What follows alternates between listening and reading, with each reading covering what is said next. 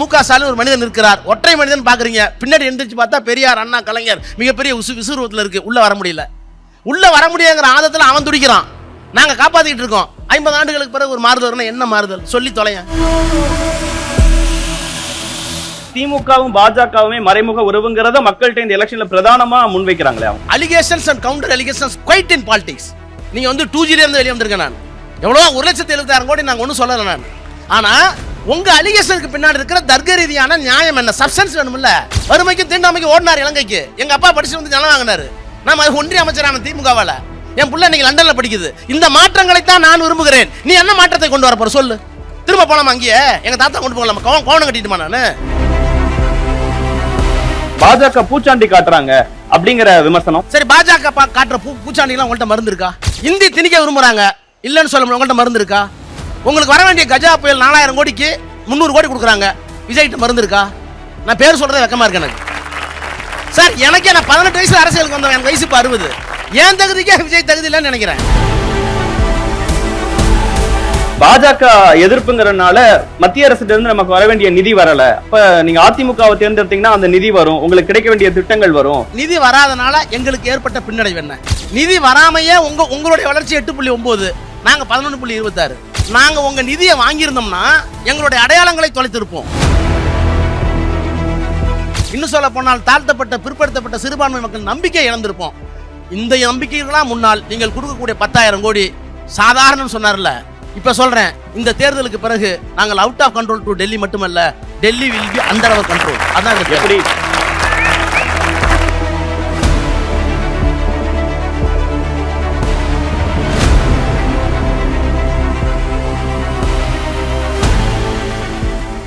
ஆச்சி மசாலா. எந்த சமையலும் ருசி தேடும் ரகசியம். 20 ரூபாய். பனீர் 65.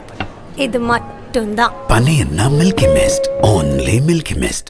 திராவிட மாடல் ஆட்சி என்கின்ற சொல்லாட்சியை கடந்த 5 ஆண்டுகளுக்கு முன்னால் இந்த அரசும் இந்த அரசுக்கு தலைமை தாங்குகிற முதலமைச்சர் அவர்களும் பயன்படுத்தி அந்த திராவிட மாடல் ஆட்சி என்றால் என்ன என்பதற்கு பல்வேறு விளக்கங்களை அளித்து எல்லோருக்கும் எல்லாம், மொழி, இனம், சிறுபான்மை மக்களுக்கு பாதுகாப்பு,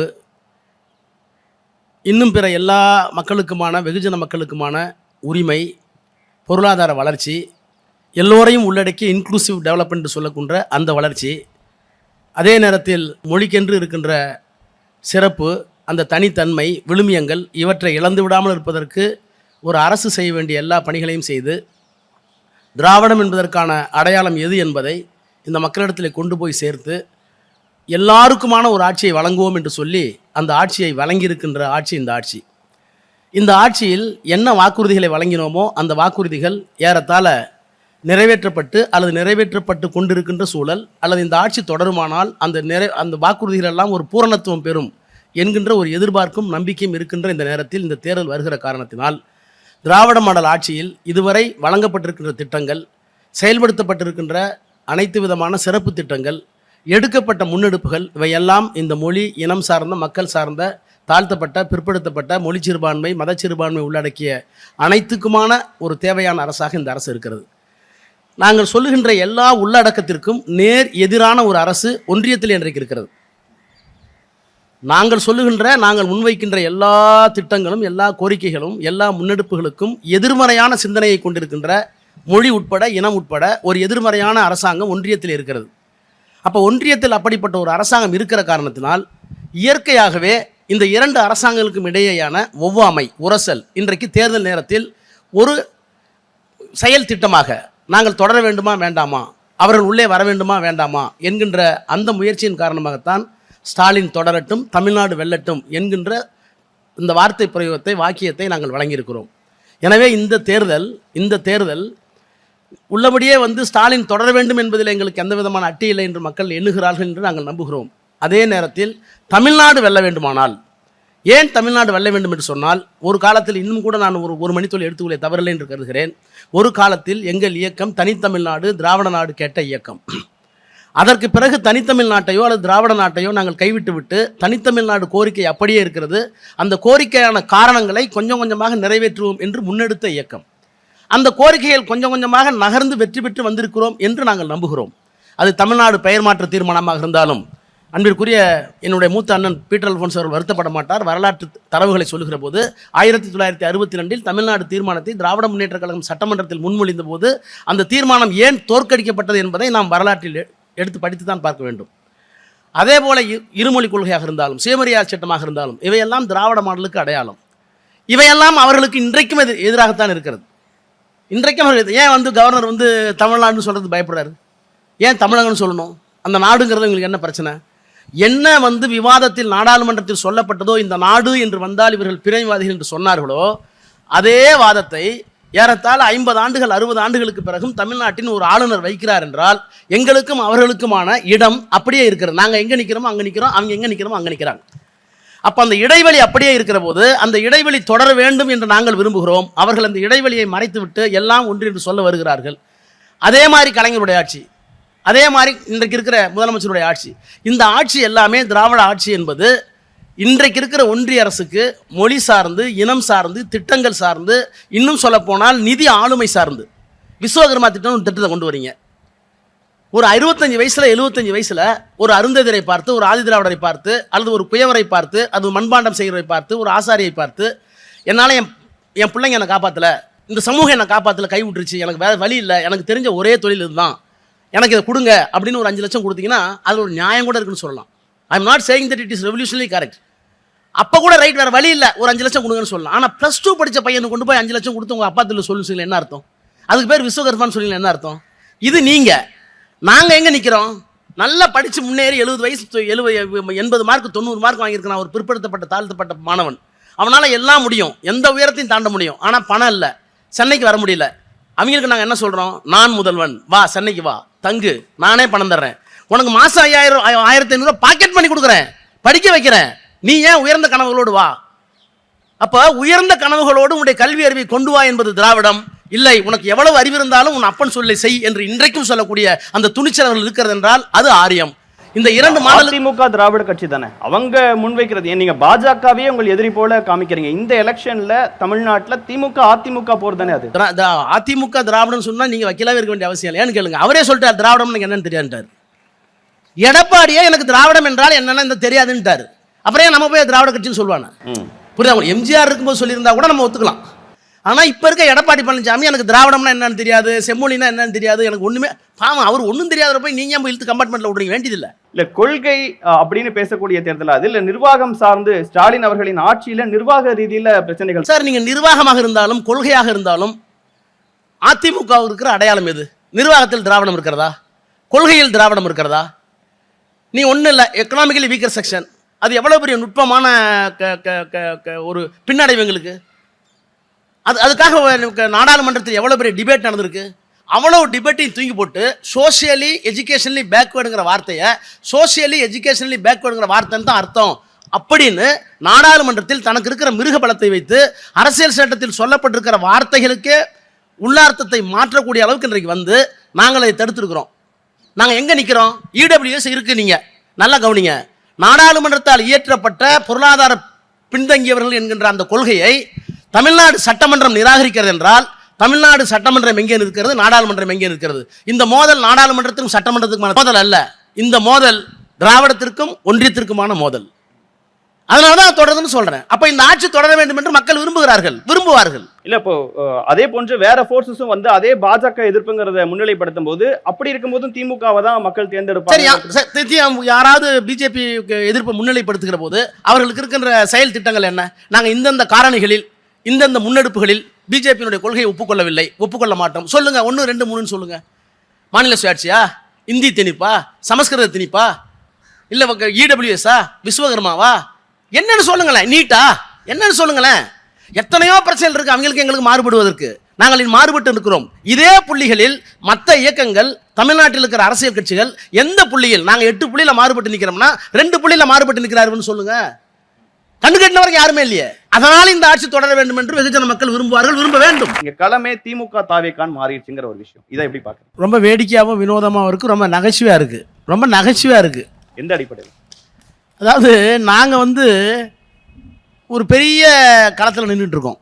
இப்போ இந்த தேர்தலை நாங்கள் தாவேக்காவினுடைய கேள்விக்கு வருவதுக்கு முன்னாடி நான் சொல்கிறேன், 50 ஆண்டு காலமாக ஒரு பெரிய மாற்றத்தை எதிர்பார்க்கிறார்கள், இந்த மாற்றம் இந்த தேர்தல் நடக்க போறீங்கன்னு சொல்கிறீங்கல்ல. நாங்கள் இப்போ வந்து 70-75 ஆண்டு காலமாக ஒரு மிகப்பெரிய ஸ்டேல்மேட்லேருந்து இந்த இந்தியா வெளியே கொண்டு வரதுக்கான தேர்தல் இந்த தேர்தல் நினைக்கிறேன். ஏன்னு கேளுங்க, 75 ஆண்டுகளுக்கு முன்னால் அரசியல் சட்டம் உருவாக்கப்பட்டது. நல்லா கவனிங்க. இந்த தேர்தலை இந்த மேடையில் இருக்கிற எல்லோருமே மாநிலத்தில் என்ன திட்டங்கள், மாநிலத்திற்கு வர வேண்டிய என்னென்ன செயல்பாடுகள், எப்படியெல்லாம் மாநிலம் உயர்ந்திருக்கிறது, எப்படி மொழி, இதெல்லாம் ஒரு பக்கம் இருக்கும். இவை இன் அடிஷன் டு தட், இவை அல்லாமல் இன்னும் ஒரு மிக முக்கியமான பாயிண்ட் நான் சொல்ல விரும்புகிறேன். விஜயா இருந்தாலும் யாராக இருந்தாலும், இந்த தேர்தல் ஏன் வந்து தமிழ்நாடு வெல்லட்டும்னு சொல்கிறதுக்கு காரணம் என்னன்னு கேட்டிங்கன்னா, இந்தியாவினுடைய அரசியல் அமைப்பு இந்த மண்ணிற்கு வருகிற போது நிறைவேற்றப்படுவதற்கு முன்னால் 2 ஆண்டு காலம் நாங்கள் 1947 சுதந்திரம் கொடுத்துட்றோம் அப்படின்னு கிளமெண்ட் அட்லி, இந்தியாவினுடைய பிரதமர், இங்கிலாந்தினுடைய பிரதமர், அந்த நாடாளுமன்றத்தில் அறிவிப்பு செய்ததற்கு பிறகு அந்த சட்ட முன்வடிவை நாடாளுமன்றத்தில் தாக்கல் செய்த போது 2 ஆண்டு காலம் அரசியல் நிர்ணய சபையை இங்கே உருவாக்கி இந்தியாவை நாங்கள் எப்படி ஆளப்போகிறோம் என்பதற்காக அரசியல் சட்டத்தை உருவாக்கினார்கள். நல்லா கவனிங்க. இங்கே தாழ்த்தப்பட்டவர்கள் ஊருக்கு வெளியில் இருந்தாங்க. 2000 ஆண்டு காலமாக படிப்பு கிடையாது, சரின்னு வெளியே இருந்தாங்க. பிற்படுத்தப்பட்ட மக்கள் சாதியில் பெருமைக்கு சொல்லிக்கலாமே தவிர முதலியாரோ செட்டியாரோ நாடாரோ கல்லரோ சொல்லிக்கலாமே தவிர அவர்களுக்கும் படிப்பறிவு இல்லை. அப்போ அதிகாரத்தில் அவர்களும் இல்லை. சிறுபான்மை மக்கள் முழுமையாக வலிமையாக அந்த மத சிறுபான்மை மக்கள், மொழி சிறுபான்மை மக்களுக்கு தமிழ்நாட்டில் என்ன உரிமை தெரிஞ்சிருக்கும். பெண்கள் வீட்டை விட்டு வெளியே வர முடியாது, சதி இருந்தது, குழந்தை திருமணம் இருந்தது, நரபலி இருந்தது. இத்தனையும் இருந்த காலத்தில் நீங்கள் எப்படி ஆளப்போகிறீர்கள் என்று கேட்ட நேரத்தில் இந்தியாவின் அரசியல் சட்டத்தை எப்படி வரையறுக்கப் போகிறோம் என்று இந்திய அரசியல் நிர்ணய சபை 2 ஆண்டு காலம் உட்கார்ந்து அதில் முடிவு பண்ணது தான் we the people of India having solemnly resolved to constitute India into a sovereign, secular, socialistic and democratic republic. இந்தியாவை நாங்கள் ஒரு இறையாண்மையுள்ள குடியரசாக, மதச்சார்பற்ற குடியரசாக, சமதர்ம குடியரசாக, ஜனநாயக குடியரசாக, ஜனநாயகம், மதச்சார்பின்மை, சமதர்மம், சோசியலிசம், இந்த மூணும் இந்த 75 ஆண்டு காலத்தில் இவ்வளவு கேலிக்குள்ளதாக, இவ்வளவு காட்டுமிராண்டித்தனமாக தாக்குதல் நடத்தியதாக எந்த பிரதமரும் கிடையாது, எந்த ஒன்றிய அரசும் கிடையாது. இப்படி தாக்குதல் நடக்காத போது அண்ணா இங்கே முதலமைச்சர், இப்படி தாக்குதல் நடக்காத போது இங்கே கலைஞர் முதலமைச்சர். ஆனால் ஒட்டுமொத்த அரசியல் சட்டமும் தாக்கப்பட்டு இன்றைக்கு குதறி கொண்டிருக்கிற நேரத்தில் அமித்ஷாவும் மோடியும் அரசியல் சட்டத்தை சிதைத்து இந்த அரசியல் சட்டத்தை தூக்கி எரித்து விடுவோம் என்று சொல்ல நேரத்தில் இந்தியாவுக்கு இருக்கிற ஒற்றை நம்பிக்கை முத்துவேல் கருணாநிதி ஸ்டாலின் என்ற ஒரே மனிதர், அரசியல் சட்டத்தை காப்பாற்றுவோம். இன்னைக்கு என்ன நடக்குது? ஜனநாயகம் இருக்கா? மணிப்பூரில் ஜனநாயகம் இருந்துச்சா? மதச்சார்பு இருந்துச்சா? நீங்கள் வந்து எல்லா பொதுத்துறை நிறுவனங்களையும் கொண்டு போய் தனியார் ஒப்படைச்சிட்டீங்களே, சமதர்மம் இருந்துச்சா? இன்னும் எல்ஐசியை கொண்டு போய் ஒப்படைக்க போறீங்களே, தாழ்த்தப்பட்ட பிற்படுத்தப்பட்ட உள்ள போக முடியுமா? அப்ப 75 ஆண்டு காலத்தில் என்னென்ன குறைகள் எல்லாம் 2000 ஆண்டுகளுக்கு முன்னால் இருந்ததோ அவற்றையெல்லாம் சரி செய்து அரசியல் சட்டத்திற்குள் எங்களுடைய சாதியை மறந்து, மத பிளவுகளை மறந்து, மொழி பிளவுகளை மறந்து, ஏற்றத்தாழ்வுகளை எல்லாம் மறந்து ஒரு சட்டத்தின் கீழ் வருவதற்கு காரணமாக இருந்த அந்த நம்பிக்கையை, அந்த உறுதிமொழியை சிதைக்கக்கூடிய ஒரு காட்டுமிராண்டித்தனமான ஆட்சி நடந்துட்டு இருக்கிறத நாங்க தடுத்து நிறுத்தி அரசியல் சட்டத்தை காப்பாற்றணும்னு சொல்றோம். விஜய் வந்து 50 ஆண்டுகளுக்கு ஒரு முறை நடக்கிற தேர்தல் புதிய தேர்தல்ங்கிறார். என்ன புதுமை? என்னன்னு சொல்லுங்கிறேன். 50 ஆண்டு காலத்தில் ஒரு மாற்றம் வரும்னு சொல்றீங்கல்ல, எந்த மாதிரியான மாற்றம்? அண்ணா போல, எம்ஜிஆர் போல, இந்த அவரெல்லாம் மிஸ் பண்ண விஜயகாந்த் போல, அப்படி வந்து ஏதோ ஒரு அண்ணா என்ன மாற்றத்தை கொண்டு வந்தார்? நல்ல கேள்வி. அண்ணா என்ன மாற்றத்தை கொண்டு வந்தார்? ஐ பிலாங் டு திராவிடியன் ஸ்டாக்னர். நாங்கள் உங்களிடமிருந்து வேறுபட்டவர்கள், எங்களுக்கு என்று சொல்லிக் கொள்வதற்கு எங்களுடைய மொழிக்கு, இனத்திற்கு தனித்த வேறுபட்ட குணங்கள் இருக்கிறது. இது உலகளாவில் அங்கீகரிக்கப்பட்டிருக்கிறது. எங்களுடைய இனம் வேற, யாதும் ஒரே யாதும் கேள்வி எங்களுடையது. எல்லோரும் ஒரு குலம், எல்லோரும் ஒரு நிறை எங்க கொள்கை. சாதி இல்லைங்கிறது எங்க கொள்கை. ஆனா ஆரி அப்படி அல்ல. அப்ப எங்களுக்குன்னு ஒரு தனித்த இனம் இருக்கிறது. அந்த அடையாளத்தை நாங்கள் இழக்க மாட்டோம். அண்ணா சொன்னார், ஆட்சிக்கு வந்தார், தமிழ்நாடுன்னு பேர் மாற்றினார், அதை நிறைவேற்றினார். அதை தொடர்ந்தார் கலைஞர், செம்மொழின்னு கொண்டு வந்தார். அதையெல்லாம் தாண்டி இன்னைக்கு சகோதரி சொன்ன மாதிரி கீழடி எங்க, பொருணை எங்க, இருமை கொண்டு வந்தது யார்? எங்கள் இனம், எங்கள் மொழி. இந்த மொழிக்கும் இனத்திற்கும் நீங்க சம்பந்தம் இல்லாதவர்கள், எங்களை ஆள துடிக்காதீர்கள் என்று பிரகடனம் செய்யக்கூடிய ஒரு முதலமைச்சர் இருக்கிறாருன்னா அப்புறம் அண்ணாவும் கலைஞர் உள்ளதா இருக்காங்க. எங்களுக்குள்ள இந்த மனிதருக்குள்ளே தான் அண்ணாவும் கலைஞர் இருக்கிறார்கள், பெரியாரும் இருக்கிறார். அதனாலதான் அவங்க பயப்படுறாங்க. எனக்கு திருத்தணி வரைக்கும் வந்துட்டாங்களே, அடுத்தவன் தோல்ல ஏறி, பீகார்ல முடிஞ்சு, மராட்டியத்தில் முடிஞ்சு, பக்கத்தில் ஆந்திரா வரைக்கும் சந்திரபாபு நாயுடு தோல்ல ஏறி வந்துட்டாங்க. திராவிட மாடல் ஆட்சி சொல்லிட்டு மு.க. ஸ்டாலின் ஒரு மனிதன் இருக்கிறார். ஒற்றை மனிதன் பாக்குறீங்க, பின்னாடி எந்திரிச்சு பார்த்தா பெரியார், அண்ணா, கலைஞர் மிகப்பெரிய விசுரூபத்தில் இருக்கு. உள்ள வர முடியல. உள்ள வர முடியுங்கிற ஆதத்தில் அவன் துடிக்கிறான். நாங்க காப்பாத்திட்டு இருக்கோம். 50 ஆண்டுகளுக்கு பிறகு ஒரு மாறுதல். என்ன மாறுதல்? சொல்லி தொலைங்க. என்ன மாறுதல்? we are ready to prepare ourselves. கொள்கை ரீதியா மாறுதல் சரியான மாறுதலாக இருந்தால் திமுகவும் பாஜகவுமே மறைமுக உறவுங்கிறத மக்கள்கிட்ட இந்த எலெக்ஷன்ல பிரதானமா முன்வைக்கிறாங்களே, அவங்க எந்த மாதிரி உறவு சொல்லுங்க sir? Allegations and counter allegations quite in politics. நீங்க வந்து 2G இருந்து வெளியே வந்திருக்கேன். நான் எவ்வளோ 1,76,000 கோடி நாங்க ஒன்றும் சொல்லல. நான் ஆனா உங்க அலிகேஷனுக்கு பின்னாடி இருக்கிற தர்க்க ரீதியான நியாயம் என்ன? சப்ஸ்டன்ஸ் வேணும்ல. 50 ஆண்டுகால என்ன சார்? நானே மாற்றத்தை விரும்புறேன். சொல்லுங்க மாற்றத்தை. நான் மாறி தானே வந்திருக்கேன். எங்க தாத்தா சேரியில இருந்தாரு, வறுமைக்கும் தீண்டாமைக்கும் ஓடினார் இலங்கைக்கு. எங்க அப்பா படிச்சு வந்து நிலம் வாங்கினாரு. நான் ஒன்றிய அமைச்சரான திமுகவால. என் புள்ள இன்னைக்கு லண்டன்ல படிக்குது. இந்த மாற்றங்களை தான் நான் விரும்புகிறேன். நீ என்ன மாற்றத்தை கொண்டு வர போற சொல்லு? திரும்ப போலாமா அங்கேயே? எங்க தாத்தா கொண்டு போகலாமா? கோவணம் கட்டிட்டுமா நானு? சொல்லுங்க. என்ன ஊழல் இருக்கு, லஞ்சம் இருக்கு, ஸ்டாலின் சார் டாக்ஸ்னே ஒண்ணு இருக்கு அப்படிங்கறத ப்ரொபகண்டாவா முன்வை சார். எந்த நிர்வாகத்தில் இந்த மண்ணில் வாரணாசின்னு ஒருத்தர் இருந்தார், முதல் கவர்னர் ஜெனரல். கவர்னர் ஜெனரல் காலத்துல இருந்து ஜெயலலிதா வரைக்கும் யார் பேர்ல ஊழல் குற்றச்சாட்டு இல்ல? உங்களுக்கு பிரச்சனை எது நிரூபிக்கப்பட்டது? யார் தண்டனை? சொத்து வழக்கில் தண்டிக்கப்பட்டு அரசியல் சட்டத்தை படுகொலை செய்த ஒரு கொள்ளைக்காரின்னு சொன்னாங்க அந்த அம்மாவை. நான் சொல்ல. Observation made by the court. There was an unpardonable onslaught on the constitution, religion, which was done by Jayalalitha, not by sentence. Sentence of the judge. அந்த ஜட்ஜ்மெண்ட் இருக்கு. எடப்பாடி பழனிசாமி ஒன்னா திட்ட முடியல, எங்களை பார்த்து ஊழல்ங்கிறீங்க. என்ன நியாயம்? ஆட்சியில் இருக்கவங்கள ஆட்சியை விட்டு அகற்றிட்டு அந்த இடத்துக்கு வரணும்னு தானே நினைக்கிறாரு. அப்ப உங்களை நோக்கி தானே. அதைத்தான் சொல்றேன். நீங்க மாற்றம் என்னன்னு சொல்லுங்கன்றேன். மாற்றமே சொல்லலையே. மாற்றம் வேணும். இல்ல பாஜக முன்னிலைப்படுத்தி ஏதாவது திமுக மேல விமர்சனங்கள் வச்சாவே பாஜக உள்ள வந்துரும் இவங்க பாஜக பூச்சாண்டி காட்டுறாங்க அப்படிங்கிற விமர்சனம். சரி, பாஜக காட்டுற பூச்சாண்டி எல்லாம் உங்கள்ட்ட மருந்து இருக்கா? சமஸ்கிருதத்துக்கு 750 கோடி செலவு பண்றீங்க, தமிழுக்கு வெறும் 3.5 கோடி செலவு பண்றீங்க. இந்த பூச்சாண்டி உங்கள்ட்ட மருந்து இருக்கா? இந்தி திணிக்க விரும்புறாங்க, இல்லன்னு சொல்ல முடியும். உங்கள்ட்ட மருந்து இருக்கா? உங்களுக்கு வர வேண்டிய கஜா புயல் 4000 கோடிக்கு 300 கோடி கொடுக்குறாங்க. விஜய்கிட்ட மருந்து இருக்கா? நான் பேர் சொல்றது வெக்கமா இருக்கு எனக்கு. சார், எனக்கே நான் 18 வயசுல அரசியலுக்கு வந்தேன். எனக்கு வயசு 60. ஏன் தகுதிக்கே விஜய் தகுதி இல்லைன்னு நினைக்கிறேன். ஏன் கேட்கறதுனால சொல்றேன். எந்த இஷ்யூவை விஜயால டேக்கிள் பண்ண முடியும்னு கேட்கறேன். என்ன புரிதல் இருக்குன்னு கேட்கறேன். சார், ரொம்ப கவலையா இருக்கு. திமுகவை ஆதரிக்கணும்னா இப்ப புதுசா வாக்களிக்கக்கூடியவங்க அங்க இளைஞர்களுக்கு ஒரு ஸ்பேஸ் இருக்குன்னு நினைக்கணும்ல. இங்க வந்து ஆல்ரெடி எக்ஸிஸ்டிங்ல இருக்கக்கூடியவங்களுக்கே மீண்டும் மீண்டும் வாய்ப்பு இருக்கும் அப்படிங்கிற ஒரு பார்வையை வச்சு அப்ப சார், திராவிடம் என்பது ஒரு தத்துவம். அந்த தத்துவம் சமூக மாறுதலுக்கானது. அந்த மாறுதல் தன்னை நோக்கி வீசப்படுகின்ற கட்டாரிகள் எல்லாம் எப்படி எதிர்கொள்ளுதுன்னு பார்த்துக்கிட்டே இருக்கணும். நான் ஒன்று சொல்றேன்.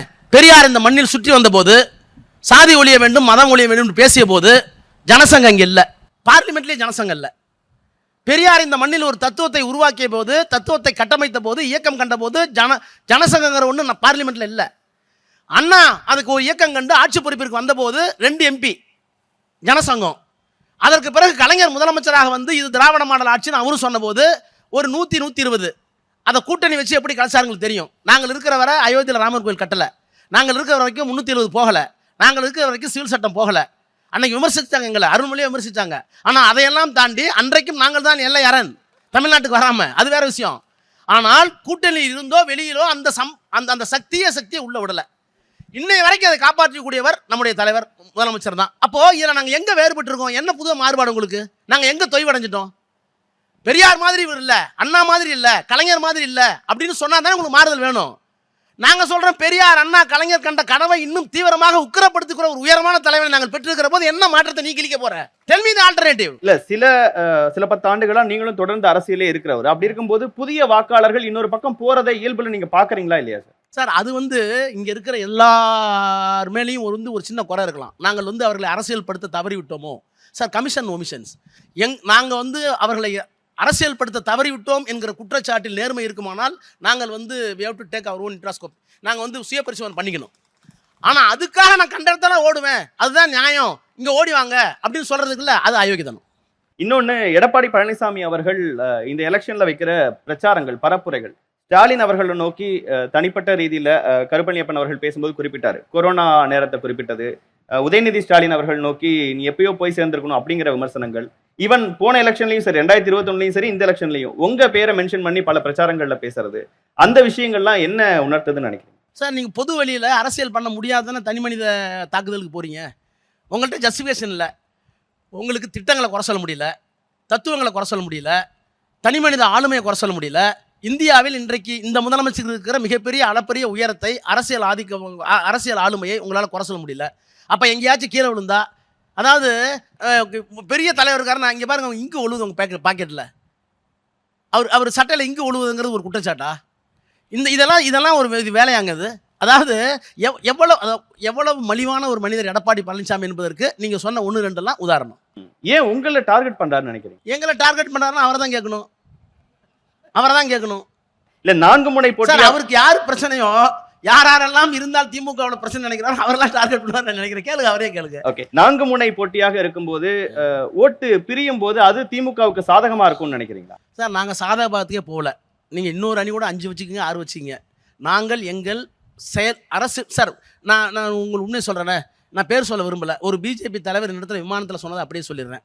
சார் நாங்கள் ஆட்சிக்கு வர முடியாது. அது காரணம் 5: குட் கவர்னன்ஸ், மேட்ச்லெஸ் லீடர், நல்ல ஸ்கீம்ஸு. இன்னொன்று, ஒன்றிய அரசு பிஜேபிக்கு எதிராக எங்களுடைய கொள்கைகளை முன்னிறுத்தி நீங்கள் இருக்கிற நேரேட்டிவ், இந்த நேரேட்டிவும் மக்கள்கிட்ட எடுபடுது, திட்டங்களும் எடுபடுது, அவருடைய தனி மனித ஆளுமை எடுபடுது, அரசாங்கம் எடுபடுது. இதுக்கு மேலே என்ன வேணும்? நீங்கள் தான் ஜெயிப்பீங்கன்னார், நான் சொல்லலை. அதுதான் எங்களுடைய வழிமுறை. இல்ல, பாஜக எதிர்ப்புங்கிறனால மத்திய அரசுல இருந்து நமக்கு வர வேண்டிய நிதி வரல. அப்ப நீங்க அதிமுகவை தேர்ந்தெடுத்தீங்கன்னா அந்த நிதி வரும், உங்களுக்கு கிடைக்க வேண்டிய திட்டங்கள் வரும். இப்ப குறிப்பா நிதி வரல. இருங்க, நிதி வரல, நல்ல கேள்வி. நிதி வரல. நிதி வராதனால எங்களுக்கு ஏற்பட்ட பின்னடைவு என்ன? நிதி வராமையே உங்களுடைய வளர்ச்சி 8.9, நாங்க 11.26. அப்போ நாங்க உங்க நிதியை வாங்கியிருந்தோம்னா எங்களுடைய அடையாளங்களை தொலைத்திருப்போம், எங்களுடைய தமிழ் விழுமியங்களை தொலைச்சிருப்போம், பண்பாட்டு அடையாளத்தை தொலைச்சிருப்போம், கீழடியை தொலைச்சிருப்போம், நீட்டை தொலைச்சிருப்போம், இடபிள்யூஎஸ் தொலைச்சிருப்போம், அரசியல் சட்டத்தில் சொல்லப்பட்டிருக்கிற விழுமைகள்லாம் தொலைச்சிருப்போம், மதச்சார்பையை தொலைச்சிருப்போம். இன்னும் சொல்ல போனால் தாழ்த்தப்பட்ட பிற்படுத்தப்பட்ட சிறுபான்மை மக்கள் நம்பிக்கை இழந்திருப்போம். இந்த நம்பிக்கைகளாம் முன்னால் நீங்கள் கொடுக்கக்கூடிய 10,000 கோடி சாதாரணம் சொன்னார்ல. இப்போ சொல்கிறேன், இந்த தேர்தலுக்கு பிறகு நாங்கள் out of control to Delhi மட்டுமல்ல, Delhi will be under our control. அதான் எப்படி பொறுத்திருந்து பாருங்க சார். 5 தேர்தலை நாங்கள் ஜெயிக்கிறோம். மம்தா அங்கே வராங்க, இங்கே வர்றோம், கேரளா வர்றோம், அஸ்ஸாம் வர்றோம். அதற்கு பிறகு இந்தியாவில் அகில இந்திய அரசியலில் ஏற்பட போகிற மாற்றம் 2029 தேர்தலுக்கு முன்னாடியே நடக்கும். 2029 தேர்தலுக்கு முன்னாடியே நடக்கும். அது இந்த மனிதரால் மட்டும்தான் சாத்தியம். இந்த தேர்தலையும் தொடர்ந்து வாரிசு அரசியல், ஊழல் குற்றச்சாட்டுகளை தான் எதிர்க்கட்சிகள் பிரதானமா முன்வைக்கிறாங்க. நீங்க அடுத்த மீட்டிங்க்கும் போகணும், நிறைவு கருத்தை அதுக்கு பதில் மட்டும் சொல்லிட்டேன். சார் இதெல்லாம் ரொம்ப மலிவான ஒன்று. நான் என்ன கேட்குறேன், எங்கள் அப்பா வந்து காங்கிரஸ், எங்கள் தாய் மாமா காங்கிரஸ், என் மாமனார் காங்கிரஸ். நான் கொள்கை ரீதியாக திமுக வந்துட்டு அதுக்கான ஜஸ்டிஃபிகேஷன் இருக்குது. என்னை விட்டு ஒதுக்கி வச்சாங்க. இப்போது எங்கள் அப்பாவோட கொள்கை பிடிக்கல, நான் வெளியே வந்தேன். என் பொண்ணு என் கொள்கை பிடிச்சிருக்குங்கிறது, என் கொள்கை விரும்புது. என் அப்பா கொள்கை வந்து மக வர்றது வந்து வாரிசா? இப்போ என் பொண்ணை வந்து நான் பிஜேபி தள்ளி விட்டுமா? சொல்லுங்க. உங்களை பார்த்து ஃபாலோ பண்ற பலர் இருக்காங்கல்ல, அவங்களுக்குலாம் அடுத்த வாய்ப்பு இருக்கு. ஆனந்த் சீனிவாசன் கிளாஸ்மேட், அந்த அத்தைகிட்ட போமா நல்லா வச்சுக்கோன்னு சொல்லட்டுமா என் பொண்ணை? சார் என் கொள்கை தான் சார் என் புள்ள கடைப்பிடிக்கும். இல்லைன்னா என்ன திருத்தணும். எங்கள் அப்பாவை நான் திருத்தினேன், எங்கள் தாத்தாவை நான் திருத்தினேன். அவங்கெல்லாம் காங்கிரஸ், நான் திமுகவுக்கு வந்தேன், திமுகவுக்கு வந்தேன். அப்போ திருத்தற வேலை தான் பெற்றோரோட வேலையா? என் புள்ள திருந்து என்னோட இருக்கு. இது வாரிசா? இதுதான் வாரிசு என்றால் இந்த வாரிசு தான் தொடர வேண்டும், தொடர வேண்டும், தொடர வேண்டும். அதுதான் மொழிக்கும் நாட்டுக்கும் தேசத்திற்கும் நல்லது. Delhi will be under your கண்ட்ரோல்னு சொன்னீங்க. ராகுல் காந்தி அவர்கள் ஏதோ இந்த கூட்டணியில ரொம்ப உற்சாகமா இல்லாத மாதிரி ஒரு ஃபீலா இருக்கு. அடுத்து பீட்டர் சாரும் பேசுவாங்க. அது பீட்டர் சொல்றது. நாங்க உற்சாகமா தான் இருக்கோம் சார், நாங்க உற்சாகமா தான் இருக்கோம். அதாவது மூத்த அண்ணனுக்காக அவர் பாரிகாடை தாண்டி போய் ஸ்வீட் வாங்கிட்டு வந்தார் கோயம்புத்தூர்ல. இப்போ எதுவும் வாங்க மாட்டாரு. இப்போ வாங்குவோம், நாங்க வாங்குவோம். தேர்தலுக்கு பிறகு நாங்க வாங்கி கொடுப்போம். ஏன்னா 29 மணி ஆட்சி மாதிரி நான் தானே சொல்றேன். ஓகே.